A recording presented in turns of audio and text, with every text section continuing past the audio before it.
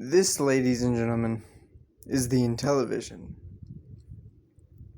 Basically, the Xbox to Atari's PlayStation, or if you prefer, the Sega to their Nintendo.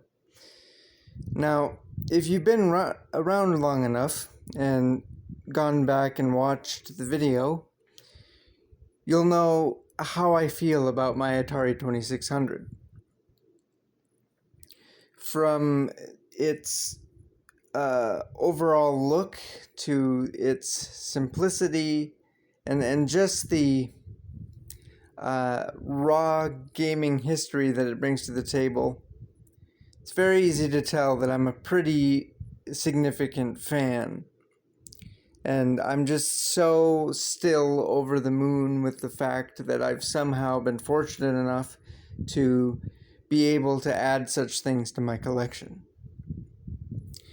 The thing is, though, and it might be slightly blasphemous for me to say after such things, I might actually prefer this ever so slightly.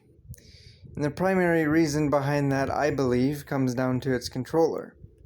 I'll spin it around here so you guys can get a clearer look, but upon first glance, we of course have a keypad here, a single button, and there's some buttons on the side that you can't see.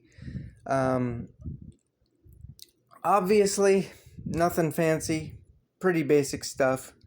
But upon closer examination and actually hooking this puppy up and taking her for a run, I was able to see that not only do we have a keypad, a single button, and some buttons over here, this also functions as a D-pad, and it rotates. Now, the significance of that is that we have the basic functionality of all three of the Atari 2600's popular controllers, whether it be the keypad, the paddle, or the basic joystick.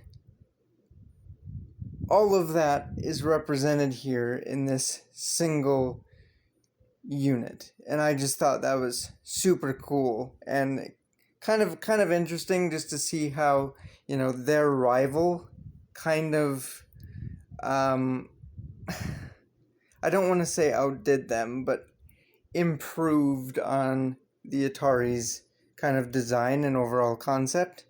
Even the color palette is somewhat similar, which I love. You know, we've got the wood grain over here. We've kind of got this, it looks silver in most lights, but if you hit it right, I think it's actually gold, which is a combination that I really, really enjoy.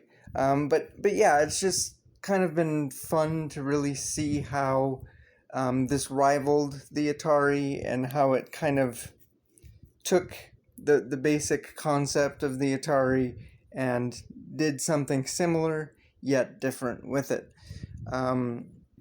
As far as games go, this didn't initially have any or come with any, so I had to turn to eBay to track some down, and I was able to get a pretty sizable lot, I would say.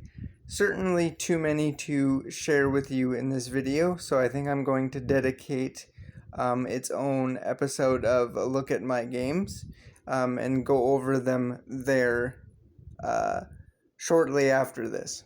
So definitely check that out if you are interested. The biggest thing that I will share about the games is, of course, we've got some console exclusives. I think that's a given. And we've got some almost fell over there, good lord.